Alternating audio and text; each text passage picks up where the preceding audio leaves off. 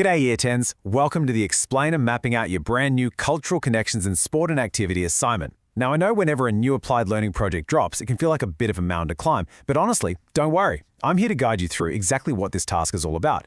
We're going to explore how the sports and games we play actually shape our community life, our cultural identity, and even our global citizenship. It's genuinely fascinating stuff, and by the end of this, you'll know exactly how to tackle it. So let's dive right in. To keep things simple, I'm going to break your roadmap down into bite-sized chunks. We'll be looking at your overall sport culture project, then Step 1, which is cultural research, Step 2 on media influence, Step 3 covering civic participation, Step 4 building your final argument, and finally, how to present your masterpiece. First up, your sport culture project and the 5-week roadmap.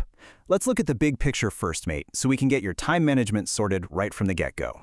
Here's the crucial point to remember. You've got 5 whole weeks to get this done, with everything due at the very end of week 5. But here's the absolute brilliant part. This entire project only requires about 4 to 6 hours of actual work, total. That means the time management is completely up to you. You're going to have to balance this work against everything else you need to do for your applied learning project. So you can do a little bit each week or block out a couple of afternoons. Use this 5-week runway to your advantage so you aren't stressing the night before. To make it even easier to schedule those 4 to 6 hours, we're breaking the work down into 4 simple steps. We kick off with cultural research, move into media influence, apply it locally with civic participation, and then bring it all home with your final argument. Righto. Step 1, cultural research, digging into origins. This step is all about picking a sport, game, or physical activity and doing some real digging into its roots. You want to ask yourself, how does your chosen sport shape life and identity, both locally and globally? You'll need to research its cultural origins. Did it start in a specific country or ethnic group? You also want to look into who participates, and importantly, check if there are links to indigenous culture. For example, we know AFL has really strong historical links to traditional indigenous games like Marngrook. Does your sport promote different genders and abilities? And how has that shifted over the years? Once you've done that reading, capturing your work is a total breeze. You don't need to write a massive essay here. Your only output for Step 1 is a simple, 1-page summary of your findings. Just jot down the facts you discovered and upload it straight to Compass. Too easy. Moving right along to Step 2, media influence, shaping attitudes. This is where we put on our critical thinking hats. We're looking at how the media shapes our attitudes toward the sport and the people playing it. You need to ask yourself some tough questions here. Look at the news, look at advertising, look at sports marketing. Does the media present this sport as belonging only to certain groups? Are there positive or negative stereotypes? Does the way genders or different races are presented actually influence participation? For instance, if media reports make it feel like only people born in Australia play AFL, does that put new arrivals off from giving it a red-hot go? To wrap up Step 2, you just need to submit a short 500-word factual article. But here's the fun bit. Write it like a proper newspaper report.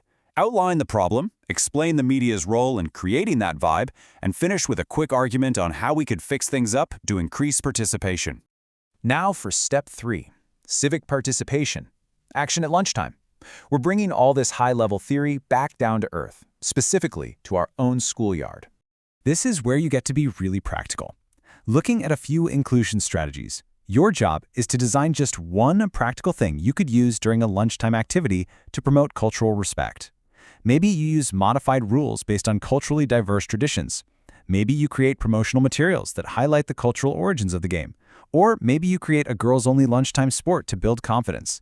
You just need to pick one actionable idea. Again, keeping the busy work to an absolute minimum here. Your deliverable is a tiny 150 to 200-word statement.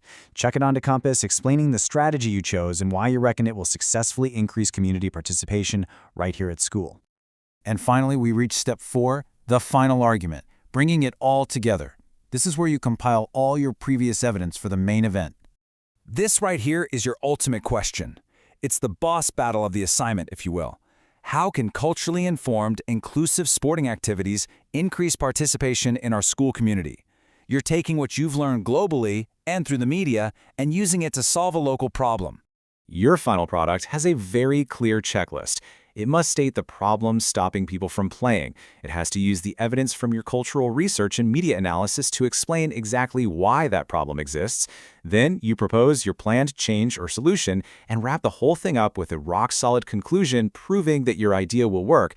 Which brings us to presenting your masterpiece and your multimodal choices. Now, the absolute best part of this assignment is that you get to choose exactly how to present your final argument.